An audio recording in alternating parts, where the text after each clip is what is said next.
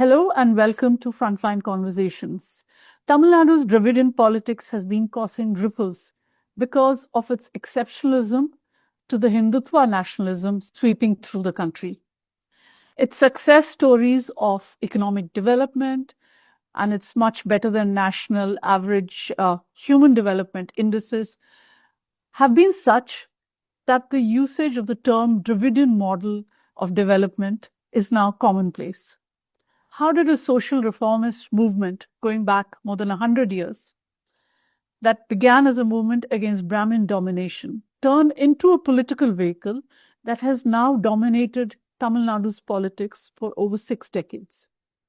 A new book titled The Dravidian Pathway: How the DMK Redefined Power and Identity in South India, this is the book, seeks to explain this very question.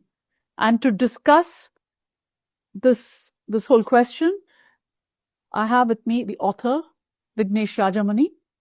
Welcome, Vignesh. Thank you. Thank you, Nirupama. Thank you for your opportunities. You know, reading your book, firstly, I was struck by the title, which says How the DMK Redefined Power and Identity in South India, whereas we are mainly talking about Tamil Nadu, right? And so why do you use the word South India? Two quick answers. In the conception stage itself, the DMK at the time, or right from Justice Party days, the Dravidian identity or the political identity in itself emerged from contributions of leaders from across all four states as we know them today. So until the linguistic reorganization happens, where clear boundaries are drawn on linguistic basis in 1956, in fact, the first 15 years of the Justice Party, in fact, had a lot of Telugu-speaking leaders at the helm. So right from the conception stage, or even the antecedents to federal ethos of the country, came from T.M. Nair. And also when Annadurai imagined the Dravidian land, he thought of it as a federation which had free entry and free exit. As a federation of states, and each of the constituents would have free entry and free exit. This is much before the 16th Constitutional Amendment came in. And cut from there to about 2017-18, if I'm remembering right, Siddaramaiah also writes in his on his Facebook page about how he is distinctly Dravidian or South Indian, where he calls himself Kannadiga, and he in fact rehashes Annadurai's famous speech in the Rajya Sabha to talk about the constitutive element of India, which is the states in itself. So over the last 60, 70 years, we've seen some sort of a similarity or a lingering idea. Yeah, I was also struck by the phrase that you use very often in the book, which is the Dravidian Tamil ethos. And the construction of this ethos, it was a deliberate construction as a key element of this transformation from a social movement to a political vehicle.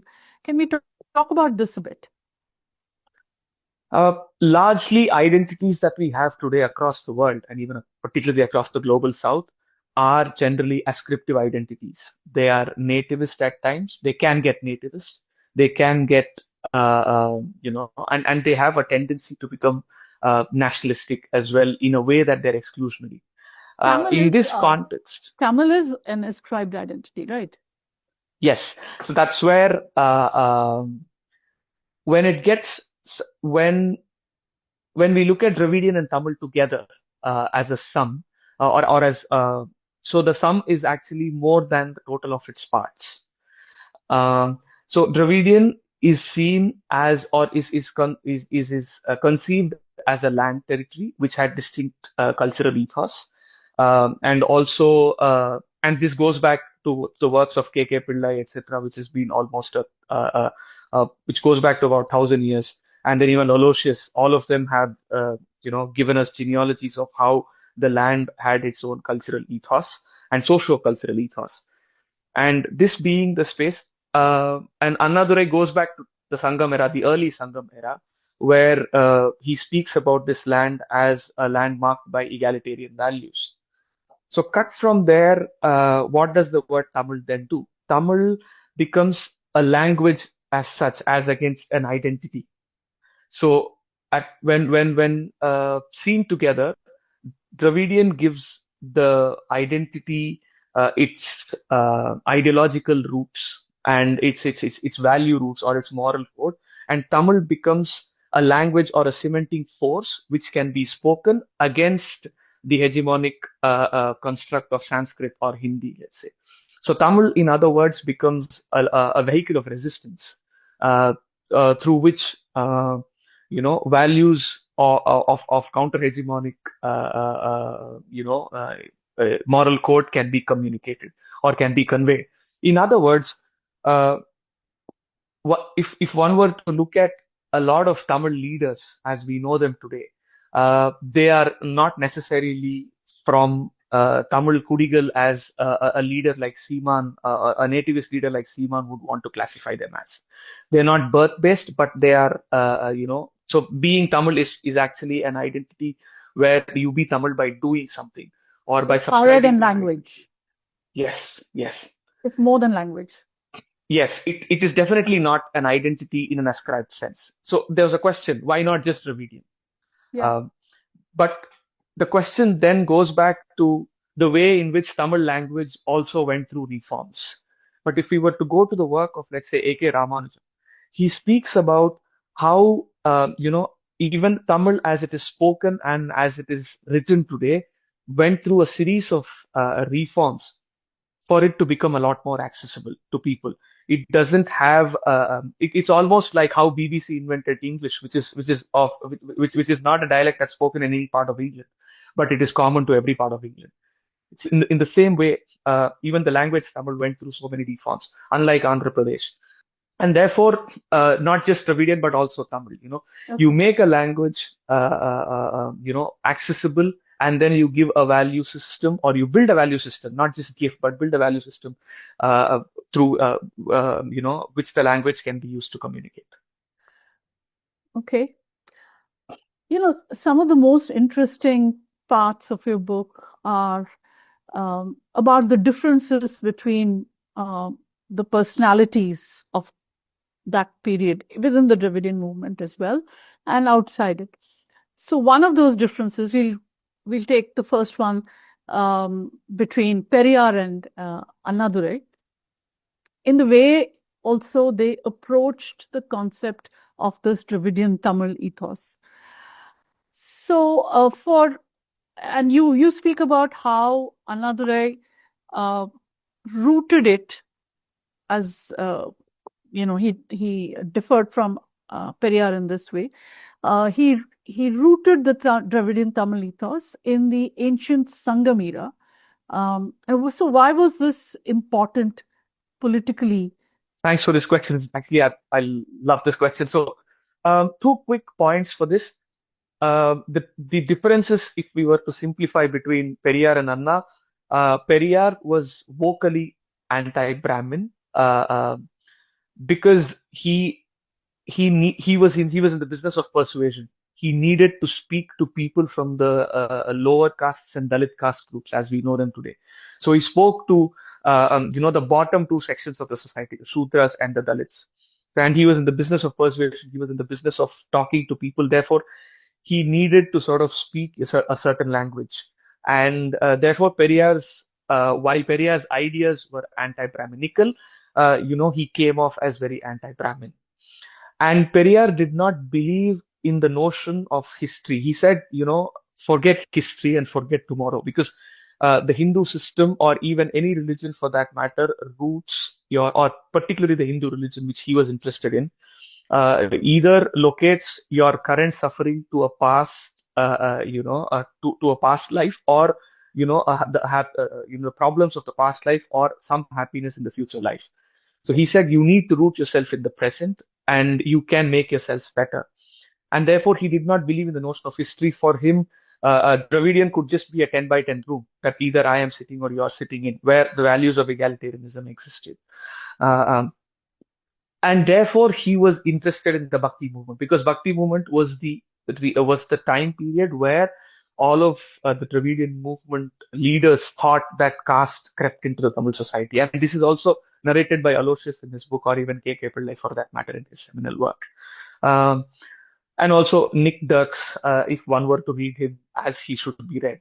So, but Anna had, and make no mistake, Periyar converted a political party. And Periyar was a leader of the Justice Party, which is the political party, for about 7 to 8 years, and then he converts it into a social movement. One of the few instances where a political party becomes a social movement.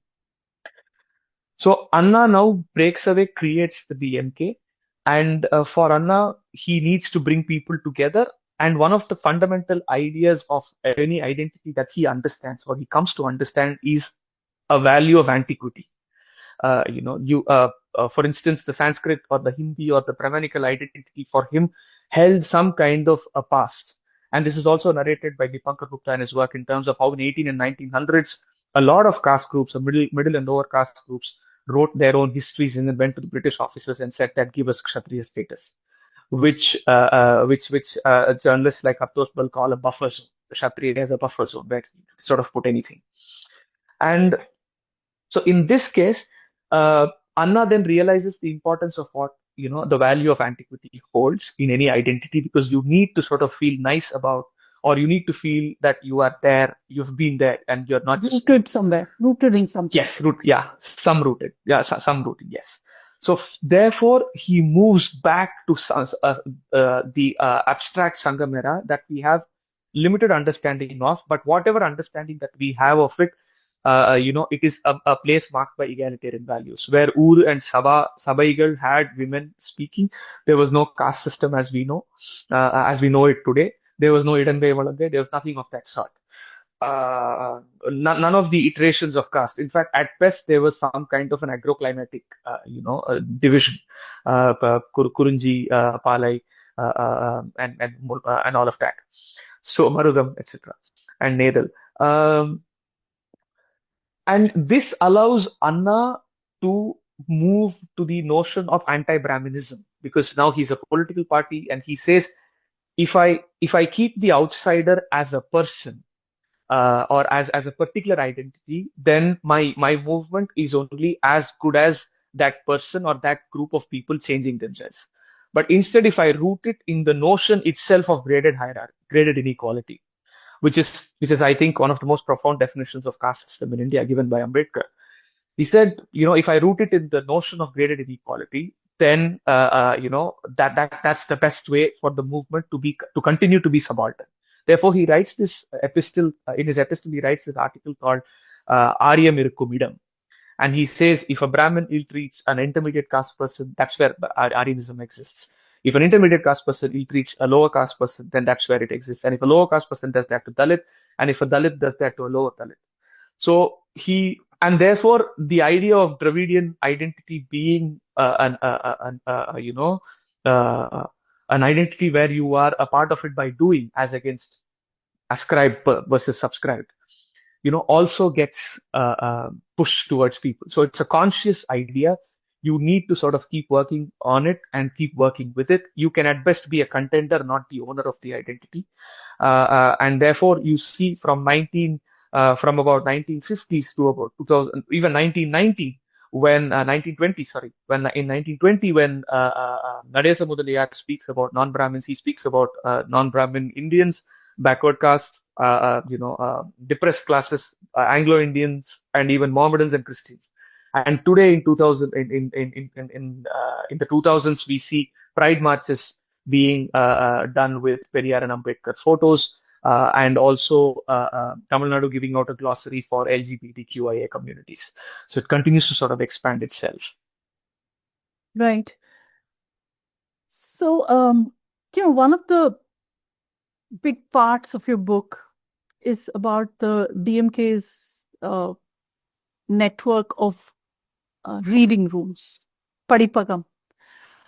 Can we can you expand a bit on this, on the relevance of these reading rooms and what they did for DMK as a political party, as an election-winning political party in those years?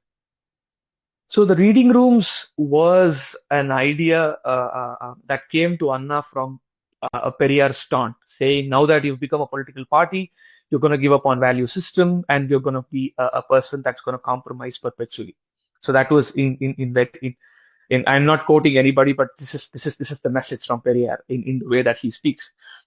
And so for Anna, now that such a capacious identity is built, where people need to fill it with their own ideas and their own grievances. So the identity needs to sort of take care of particularistic grievances of groups, redistribution of resources and opportunities, and representation of those marginalized groups in power. In that case, now that it is a little, it is floating, and at the same time it is getting built while the broad contours are fixed. Um, how do we then disseminate it to people? And one such idea was the reading rooms, which solved two problems. One was party building, an organizational structure, which was very, very important to fight elections. And make no mistake, there was already a person called Kamaraj who built the Congress party bottom up from the 1930s under Mr. Satyamurthy, and then later also by himself. So you already have a behemoth in the name of a Congress party, and also a very rooted leader in the form of Kamaraj. So you needed to build a party structure in a way that it was sustainable, and at the same time it shouldn't need a lot of money, because the DMK, as K. Santanam at the time notes, was fighting at 1/10 or 1/15 the budget that the Congress had even in 1967. So reading rooms so the idea was to just put people together, give them an activity. The literacy rate was low, so therefore one person would read a newspaper out loud. There was a lot of writing and dissemination to see what ideas work, what ideas don't work. So it was essentially a very, very trial and error method system, where there was a feedback loop. Ideas that didn't work then go back in. Ideas that worked were pushed further.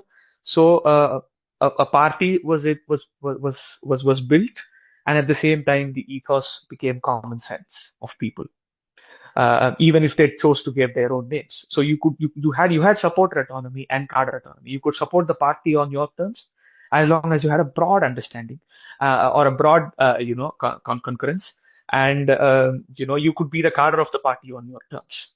So are you saying that these were basically not places where only the converted came? It was for everybody, and people then made their choices according to what they heard. Is that what you're saying? Yes. In fact, I met one such 80 odd year old person, who continues to vote for, and who in Virudhunagar, who continues to vote for the Congress party. And I mentioned that in the book, but he attended, a rally or a manad called Sudar Manad, organized by the DMK in the 50s. And I'd also asked, the regional historians, even the DMK historians and all, in terms of where the Sudar Manad is. And then one line that they said was, Thambi, whatever you did in the broad framework was a Manadu, or was your support for the DMK, so therefore, trying to trace this particular Sudar Manadu in this region, I don't know.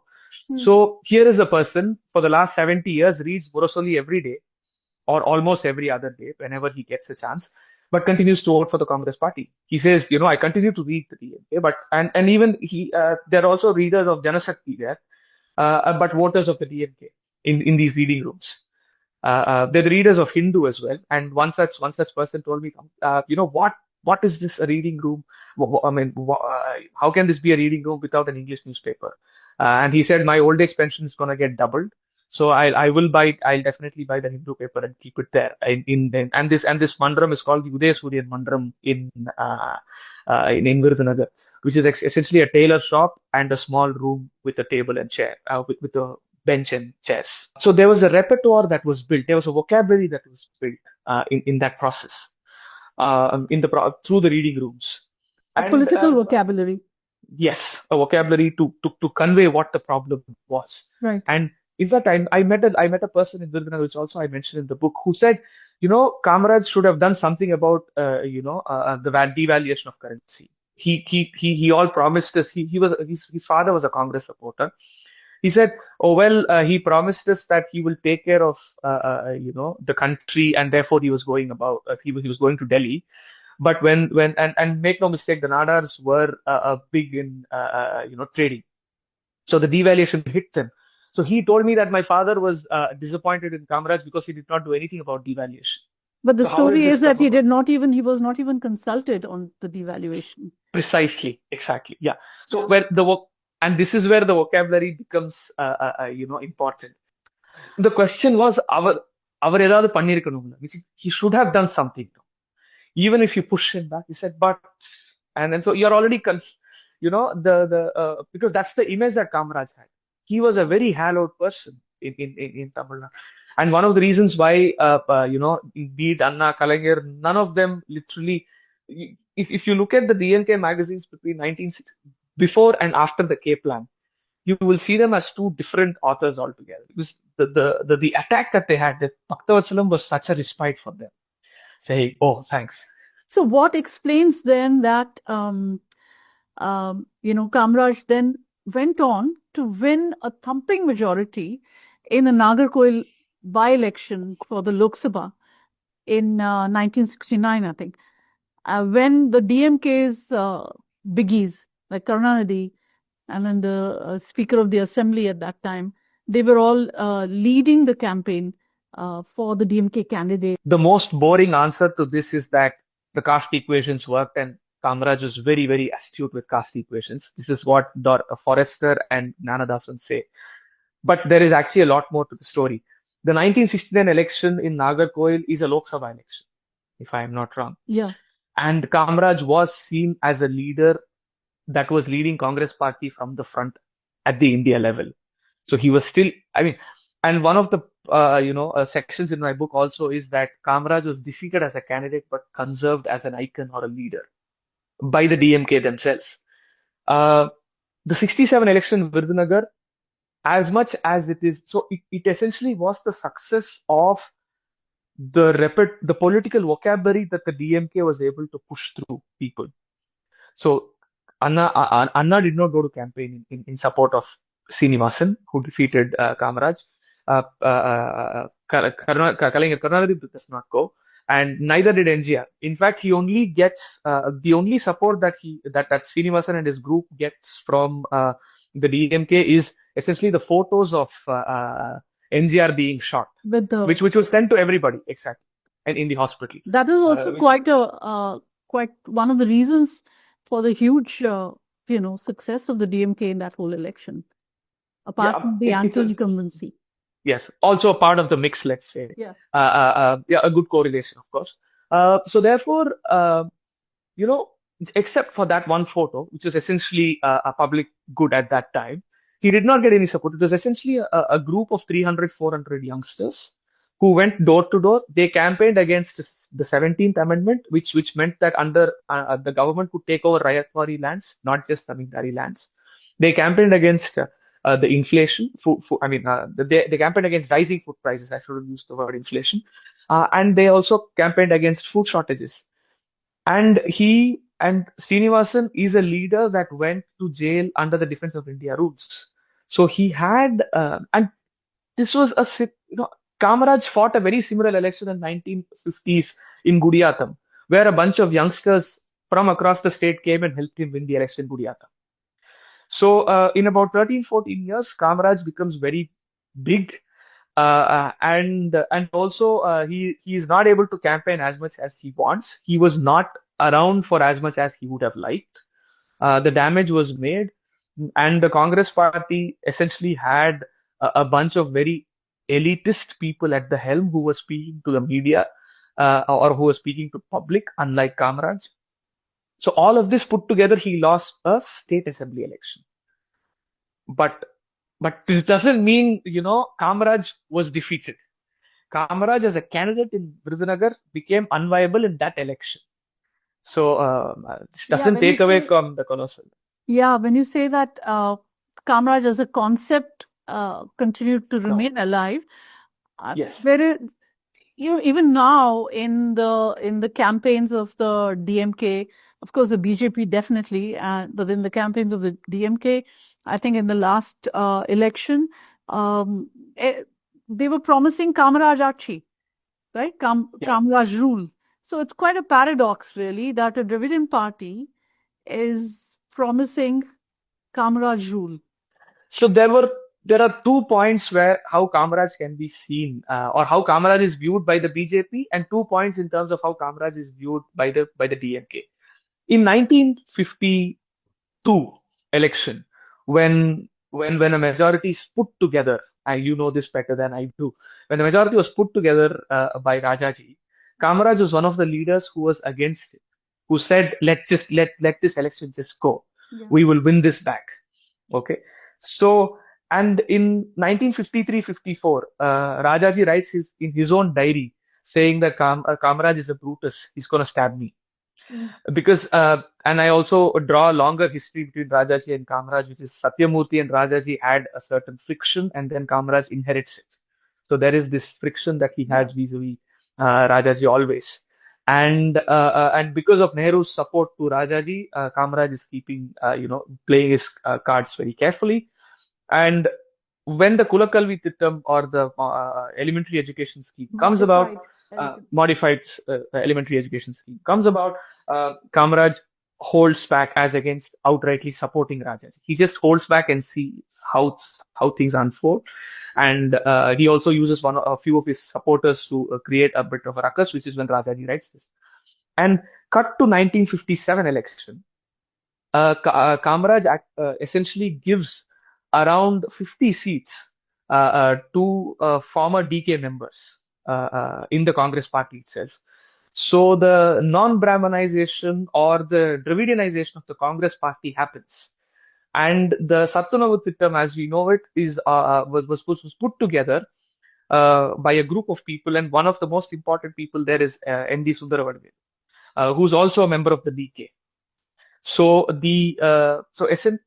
and 62 so 57 election, about 50 candidates, 50 tickets, and Congress party people are coming out to Kamaraj and saying that if this were to the case, why don't you also start wearing black shirts? So, and cut to a respondent of mine who's Anbalagan's younger brother, Thirumaran, who I mentioned a lot in my book. He said that Anbalagan and Kalaignar and Anna and all saw, and Anbalagan told this to him, that they saw Kamaraj as the bridge between Congress ethos and the Dravidian ethos. So this is one of the things that I wanted to talk to you about, the relationship between Periyar and Kamaraj. So what was that? Can you talk about that a bit? It was a curious kind of relationship. Politically, for the DMK, it was hurting them, as you just mentioned, and it was at one point it seemed as if the Congress would usurp the DMK's unique selling points, basically, and there was a real fear about it. So can we talk about that a bit? So for Periyar, Kamaraj signified stability, and Kamaraj signified vision. So here's a guy who's fought, who was in the freedom movement, who already has experience in party building, and who's considerably experienced, and heads a party which is India's biggest and oldest party at that time. So and is willing to democratize from there. So for Periyar's understanding of politics is that people, a relationship with a person in power who is interested in democratizing knowledge, resource, opportunity, etc., is the best way to be. So that you don't have to give up on your ideas, and you can have these tactical alliances with leaders who are willing to open up spaces. So therefore, Kamaraj signified, all of these things for Periyar. And the DMK at the time, which was a fledgling party and led by a bunch of youngsters, and also this hurt of the DMK having split away. So a 75,000 member party becomes 25,000 in just one day, and Anna takes them all. So there's this irritation as well, and the reasons also at that time that was floated. So all of this said, so this was the relation, and Kamaraj, for his own reasons, whatever that be the political, electoral, and also his own vision of the world. He did not see the world like how, for instance, a leader like Rajaji saw the world. So he also was interested in democratizing the society, and for whatever for whatever in however way it meant to him. And when there were people willing to work with him, he also worked along. So this was the relationship, and Kamaraj stood by. And make no mistake, he's one of the leaders that was able to infuse working class people into the Congress party as much as he relied on the elites. So for that was very big for Periyar. And also, as you said, the Dravidianization of the Congress. Yes, is what the DK people in 57. Yeah. So for Periyar, so why the DMK then? And the respite comes in the form of K plan. And it's not just the respite; a huge relief comes in the form of K plan. And Kamaraj's exit from Tamil Nadu. Yes. Yeah. And in fact, Periyar spoke. It was told to me, but I could not find a lot of evidence at the time that Kamaraj, Periyar spoke to Kamaraj, and it literally urged him not to go. He said, "People will squander the party here. Whatever you've built, just don't go. This is essentially a ploy. What do you think? What do you think? Will the Congress give up on its elitist image at the time?" He said, "Mr. Nehru is also not around. What are you going to do?" So, meaning he was weak at the time. Yeah. And now once Kamaraj leaves, the DMK goes all guns blazing. Said, now the person who will speak our language is not there. And one last attempt that Kamaraj tried in the 1960s was the 16th Amendment itself, which was essentially a taunt to the DMK to say fall in line. And he wasn't expecting the DMK to fall in line. And that is where the genius of Kalaignar Karunanidhi comes in place versus an EVK Sampath. An EVK Sampath would want the DMK to be, a communist-style party, just tightly in it in terms of organizational structure, not much autonomy. But Kalaignar said, no, we are a party of the poor and the working class.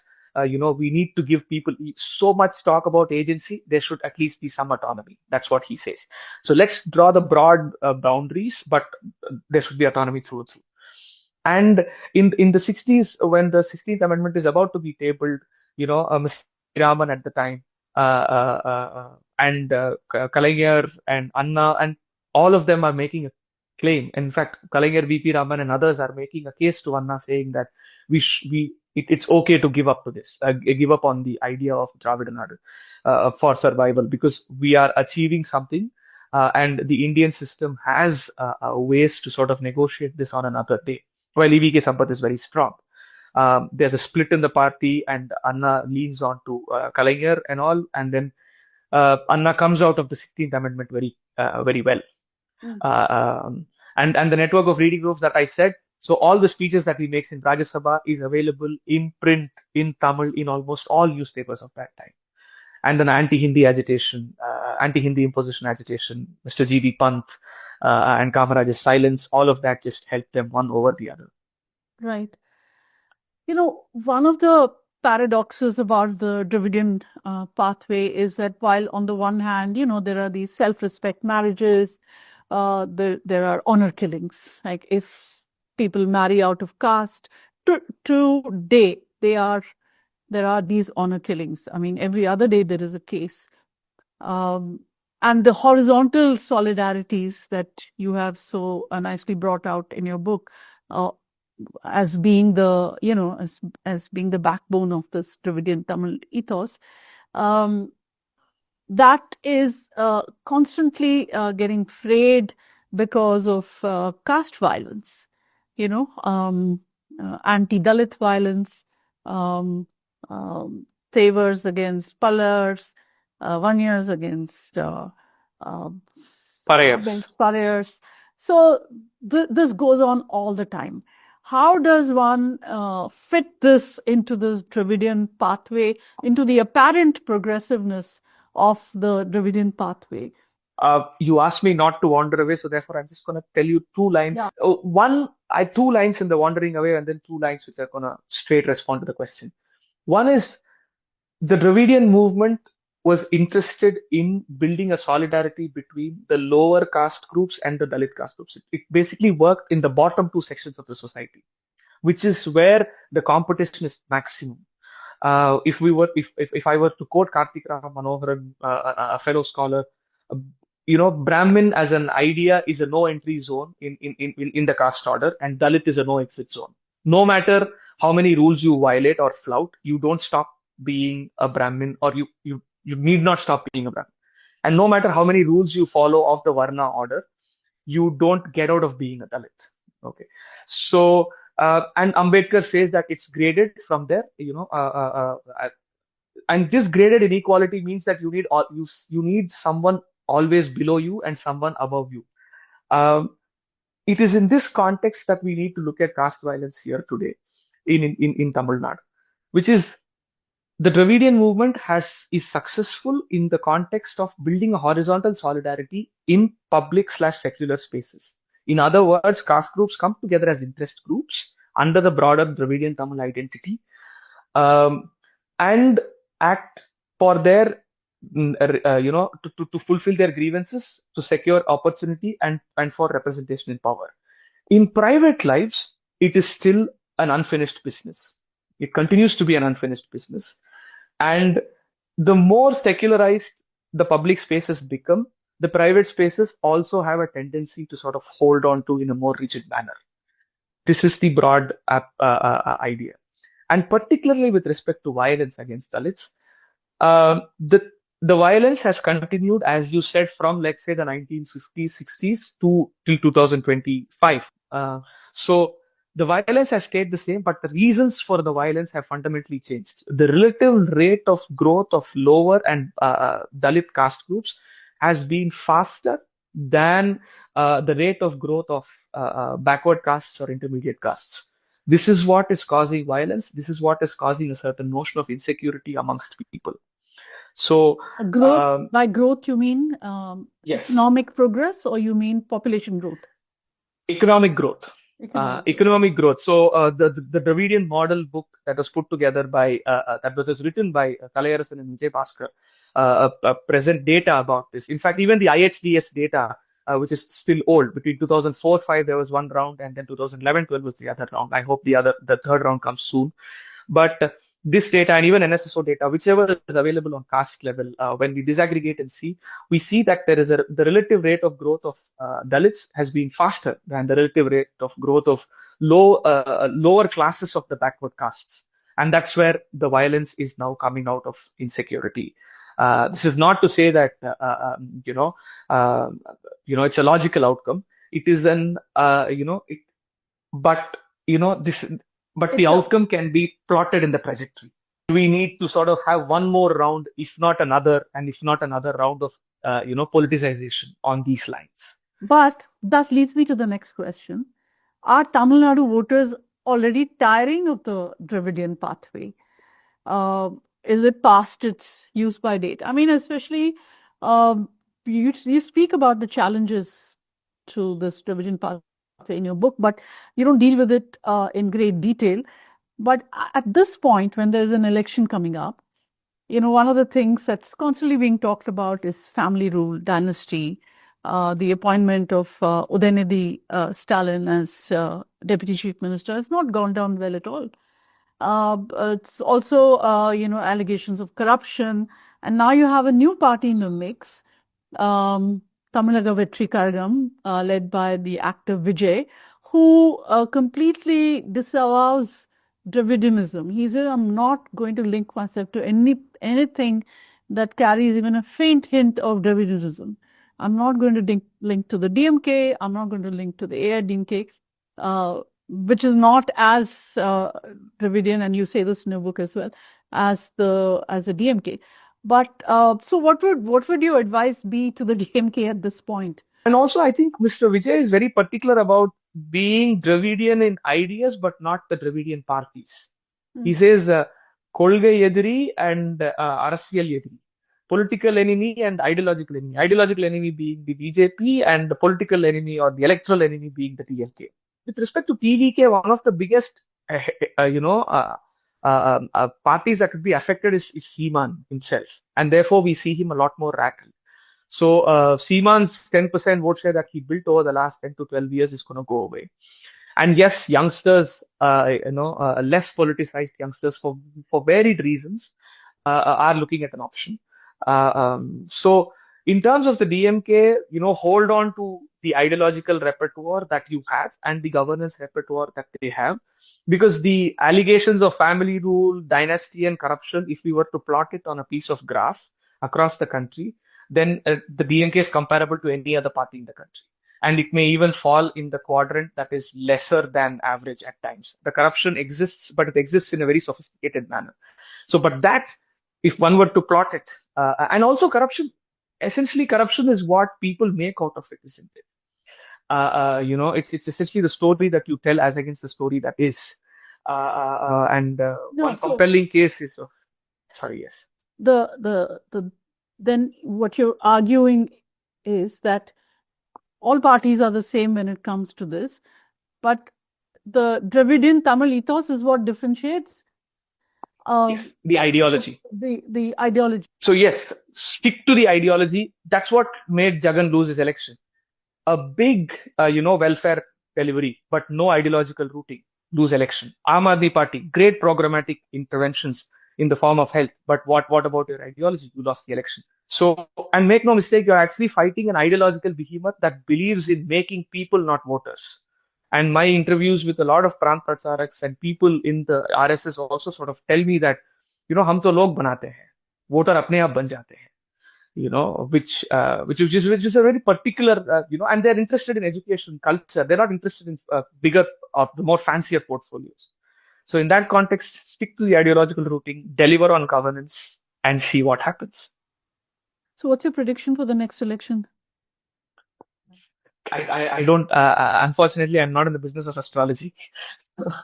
So I would be giving a very boring answer. But like I said, the DMK alliance is as strong as it can be. This is the first election. This is the first time where a leader has fought at least 5 elections with a very similar, or almost the same ideological, coalition, which is very different from the past. And while a lot of people may say a lot of things about Mr. M.K. Stalin, my personal engagement with him while working in the 2021 election or even after, he's a very astute, electoral bee. So thank you, Vignesh, for a very interesting discussion about your book.